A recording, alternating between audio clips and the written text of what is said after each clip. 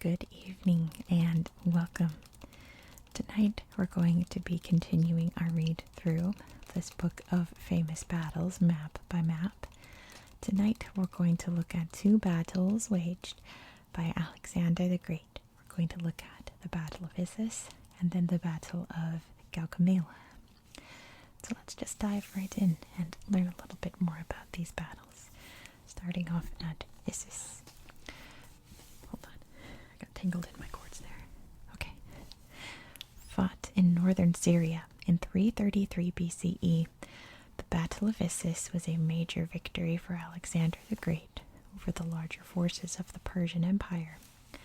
It allowed him to seize control of the eastern Mediterranean in preparation for an invasion of Persia itself. Let's read the background behind this. In the 4th century BCE, Macedonia was a kingdom on Greece's northern border. Under King Philip II, the Macedonians conquered Athens and the other city-states of Greece. Claiming leadership of the Greek world, Philip planned an attack on the Achaemenid Persian Empire, Greece's enemy. Philip's son Alexander inherited this project. Since its defeat in the Greco-Persian Wars of the 5th century BCE, which the last video in this book was about, the Persians had regained control of the Greek city-states of Anatolia. Alexander set out to liberate these cities and draw the Persian great king Darius III into a major battle. At the heart of Alexander's army were elite Macedonian cavalry and foot soldiers, the Companions, supported by horsemen from Macedonia's neighbor Thessaly. Greeks from the city-states played a minor role. Indeed, more Greeks fought in the Persian army, where they were employed as mercenary infantry. Alexander nonetheless saw himself as a crusader for the cause of Greek civilization. Instead of sating his ambitions, his victory at Issus stimulated him to envisage further ventures, which would eventually take him as far as India.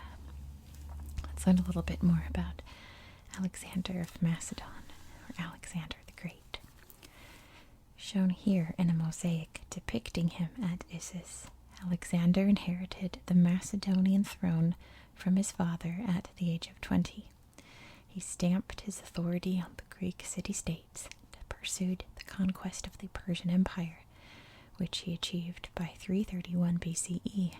His military exploits continued in Central Asia and northern India. He fell ill and died in Babylon at the age of 33. So let's set the stage and see where it all began. We can see Anatolia right here, and Greece over here. It says Alexander invades Asia. Alexander led his army into Persian-ruled Anatolia.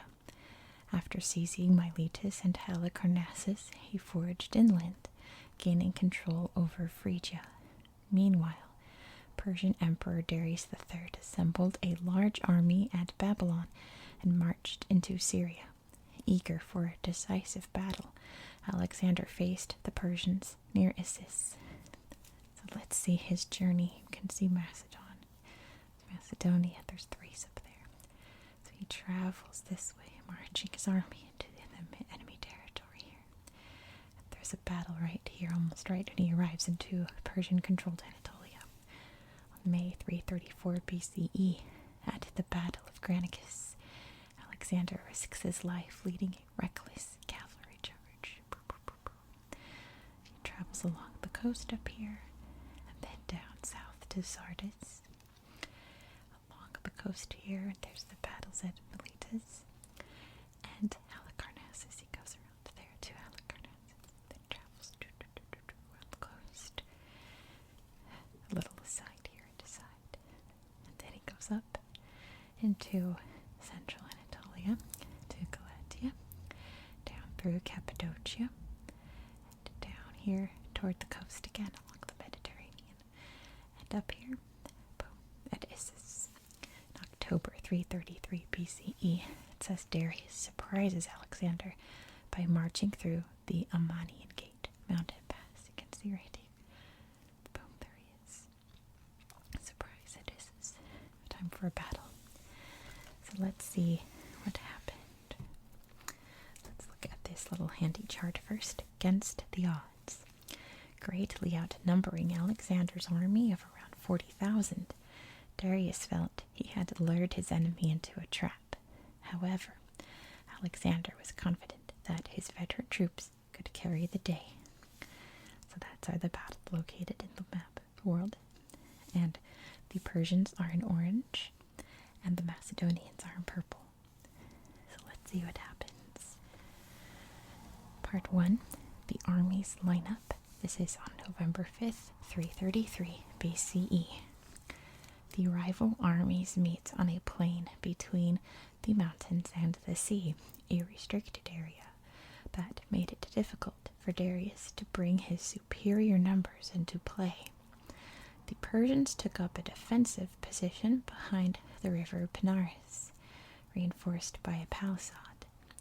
Darius commanded from a chariot at the rear, protected by his elite guard, the Immortals.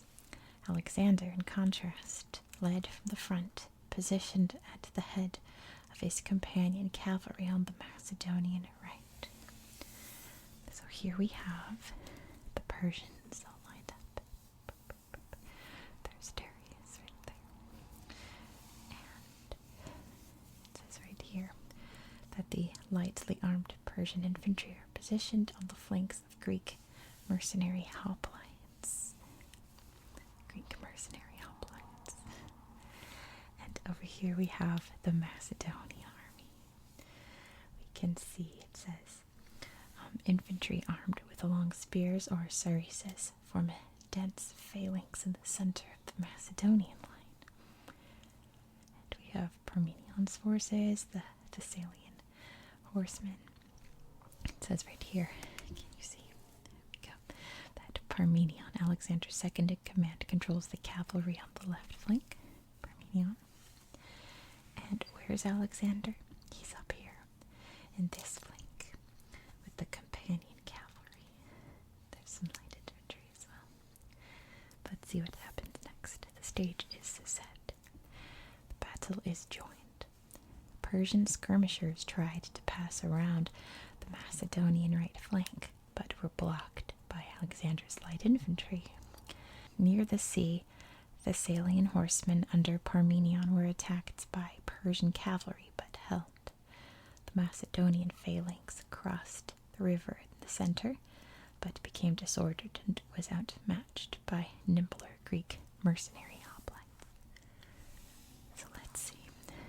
First, these skirmishers passing around here. It said that thousands of Persian skirmishers advanced through the mountains as foothills. Over to here. They advance, try to get around. What else happens? We have near the sea here, the horsemen going to the horsemen over here.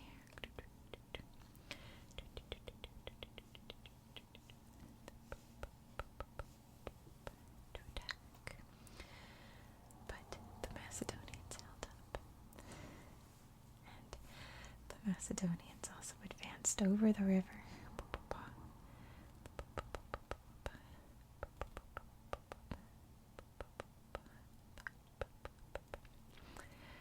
But remember, they became outmatched and disordered in the battle here. So what happens next? Let's find out. Macedonian breakthrough. With the battle going against him, Alexander launched a devastating charge on the Persian left. Riding at the head of his elite companions, he shattered the Persian flank, scattering horsemen and light infantry. Turning inward, the companion cavalry threatened to fight through to Darius himself. So here's Alexander. He leads a charge on his horses. Club, club, club, club, club, club, club, club. Charge, charge, charge, charge, charge, charge, charge, charge. Charge, charge, charge, charge, charge, charge. Heading toward Darius there. Goes into fight.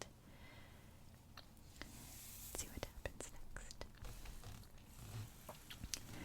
The aftermath. There we go. Thessalian horsemen counterattacked the Persian right flank, and the Greek mercenary hoplites found themselves surrounded. Darius fled the field and escaped eastward through the mountains, later changing from his chariot to horseback to speed his flight. Alexander was left in possession of Darius's treasure as well as his wife and children. So let's see. Here's the cavalry. They're advancing. It says an overwhelming Macedonian charge by cavalry and elite infantry changes the course of the battle. There to fight. And what else happened? The Thessalian cavalry counterattacks down here. To fight. Big battle. And Darius knows he's going to lose, so he goes away in his chariot. Goodbye, Darius. There's a really cool picture down here of Darius running away. Darius in flight. When Darius fled from the battlefield, many of his troops followed, and some were trampled to death in panic. Makes sense. So, score 1 for Alexander. Spoiler alert, Alexander never lost a battle. So going into the next one, Gaugamela. You already know it's going to win. But let's read about it. It's another one that really turned the tide. Let me try to get it all in shot for you, though. Alright, there we go. Gaugamela. The Battle of Gaugamela was a momentous victory for Macedonian conqueror Alexander the Great. Fought in 331 BCE in what is now Iraq, it completed the destruction of the powerful Achaemenid Persian Empire, which was brought under Alexander's rule. After his defeat of the Persians at Issus in 333 BCE, and his occupation of Egypt, which had previously been conquered by the Persians, Alexander claimed to be successor to the pharaohs and became further persuaded of his own divine origins. Convinced of his superiority to the Persians in battle, he rejected generous peace offers from Emperor Darius III and sought a decisive showdown with his Persian foe. Alexander marched northeast to cross the headwaters of the Euphrates and Tigris, avoiding the predictability of the direct route along the Euphrates. Darius, meanwhile, raised another vast army from all parts of his Asian domains and marched to meet Alexander. To make the most of his huge cavalry, he chose to fight on an open plain near the village of Gaugamela in modern-day Dohuk in Iraqi Kurdistan. He was routed. Pursuing the defeated Persian army, Alexander occupied Babylon and the ceremonial capital Persepolis, which was destroyed by fire. After Darius was killed by his own satrap, Bessus, Alexander claimed the succession to the Persian throne, extending his empire through further campaigns into Central Asia and northern India, before his death in 323 BCE. So let's see how he got from Issus to Gaugamela. Route to battle. After his victory at Issus in 333 BCE, Alexander took the Persian-held cities of Tyre and Gaza. Occupying Egypt, he founded the new city of Alexandria as a base for Macedonian rule.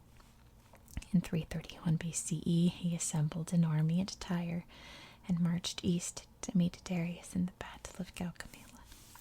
So here's Issus. He marches down here to Tyre.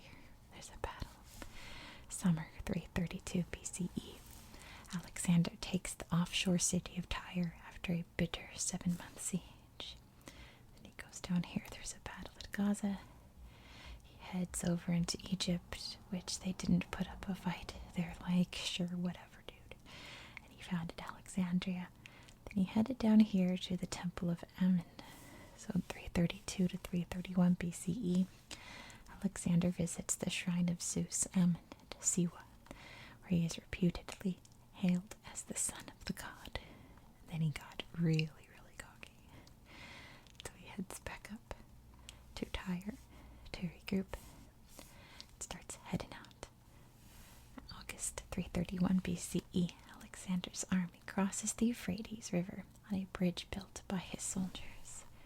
Crosses through, and over here, September 25th, 331 BCE, Alexander establishes a fortified camp on the east bank of the Tigris. It's time to fight. It's a frontal conflict. That's where the battle took place. Rejecting the option of a night attack, Alexander chose to confront the much larger Persian army in a set-piece battle on open ground. His confidence was justified.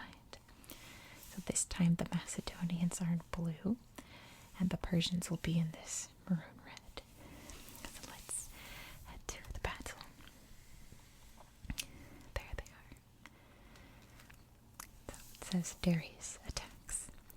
Before battle, Emperor Darius III had the ground cleared of rocks so he could deploy his war chariots to best effect, but Alexander's forces parried the initial chariot and cavalry onslaughts. So the battles joined September 29th to October 1st, 331 BCE. Darius had drawn up his 100,000 strong forces on a broad plain as Alexander led his 47,000 men toward Gaugamela. On the morning of October 1st, Alexander marched his army to meet Darius. The battle began with a charge by the Persian chariots, which were equipped with scythes on their wheels. They were repelled by Alexander's light troops, armed with bows and javelins. So over here on this side, you can see the Macedonians all set up. They have their base right here by these mountains, or maybe by the river. Oh no, that's okay. And somewhere near the Tigris River. We've got the phalanx right here in the center. Here's the companions with Alexander. And there's a rear phalanx of auxiliaries. It says right here that Alexander places an auxiliary infantry phalanx in the rear to provide a defense if his forces are outflanked and surrounded. And let's see, Parmenions up here commanding this side. Alexander's commanding this side. Meanwhile, here's the Persians. You can see all their chariots ready to go, all the cavalry, the foot soldiers here. And there's Darius with Bessus over here and Mazaeus over here. So the battle begins with the chariots heading towards the Macedonians. Charging chariots. But it says Darius's scythe chariots, as usual, fail to achieve success. Let's see what happens next. Flanking maneuver. Darius ordered the Persian cavalry to outflank Alexander's forces and instructed Bessus, the satrap of Bactria, to come around the Macedonian right wing and attack its phalanx from the back. However, Alexander's outnumbered forces resisted the Persian advance. Meanwhile, Alexander ordered his infantry, accompanied by the elite companion cavalry, to advance on Darius's line at an oblique angle. So let's see, the Persian cavalry up here advances.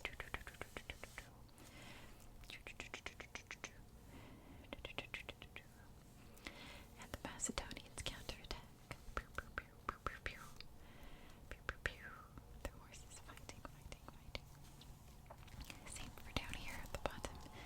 On this side, here they come.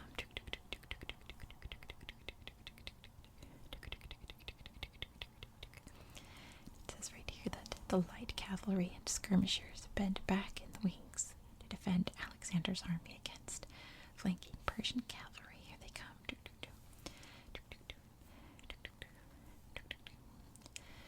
To fight. Oh, up there, I missed one. It says that Parmenians, the Salian cavalry, is drawn away to the left. This way. Alright, the battle's on. Let's see what happens next. Oh, it says right here that the Bactrian and Scythian cavalry tried to pass around the Macedonian right, which we know. Let's see what happens next. Alright, the next part, decisive breakthrough.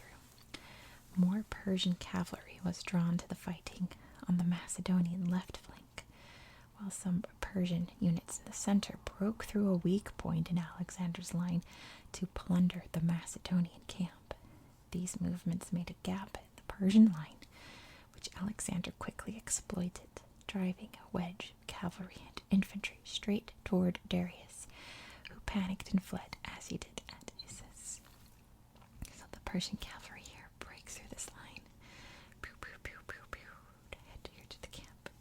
Pew, pew, pew, pew, pew. Persian horsemen break through to attack the Macedonian baggage train.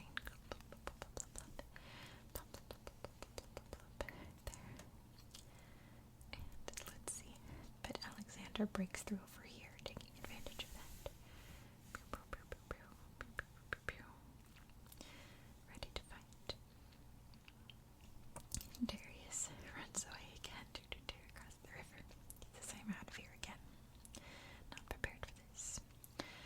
And the phalanx here engages the Persian cavalry. Defend. Alexander's auxiliary infantry turns to defend his army against the Persian cavalry in the rear. Alright, so what happens next now that Darius has left? The final moves. Despite Darius's flight, some Persian units went on fighting fiercely. Reluctantly abandoning the chance of pursuing Darius, Alexander turned his companions back to aid his struggling left wing. By nightfall, his army was in secure possession of the battlefield, surrounded only by the Persian dead. So the Persians go to attack.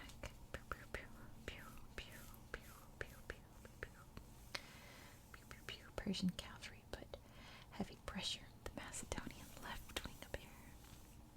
Attacking. And then down here as well. Darius engaged on the left. Darius's horsemen cannot counter Alexander's cavalry charge. They're still fighting even though their emperor has fled to the battle. So Alexander's over here. He realizes that his wing up here is in trouble. So he goes pew pew pew pew pew pew pew to help to win the battle.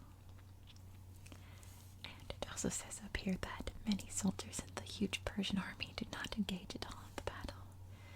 They're just up here waiting for orders that never come. They're just standing around while everyone's fighting.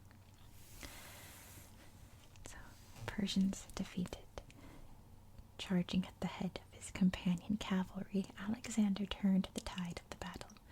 Abandoned by their great king, the demoralized Persians were defeated piecemeal. And here's a cool piece of art of the battle. This illustration from a 15th century book of Persian poetry shows the intensity of the cavalry battle at Gaugamela. And thus, Alexander conquers the Persian Empire. So let's learn a little bit more about Alexander's army. Let me slide this over so you can see all of it. There we go. The Macedonian commander, Alexander the Great, led one of the most successful armies in history, conquering the vast Persian Empire and campaigning deep into Central Asia and northern India. The strength of Alexander's army lay in its fusion of martial traditions from his native Macedonia with those of the ancient Greek city-states. The Macedonians were a rough warrior people whose horse-riding aristocracy regarded personal courage and individual prowess in battle as supreme values. From the Greeks they learned the importance of disciplined infantry, foot soldiers fighting as a unified mass formation. There's a bust here of Alexander. It says that sculptors made many posthumous depictions of Alexander. Battle formation. Alexander led from the front, riding into battle at the head of his companion cavalry, a mounted war band drawn from the Macedonian nobility. Numbering a few thousand, the companions fought with a lance and a short curved sword, the kopis, always deployed on the right of the line, considered the place of honor. They acted as a shock attack force, charging into the heart of the enemy. Cavalry recruited from Thessaly, Macedonia's southern neighbor, road on the left flank. The center of the battle line was occupied by trained professional infantry and phalanxes of 256 men wielding long spears. Alexander's army also included foot soldiers with flexible roles from the elite Macedonian hypaspists,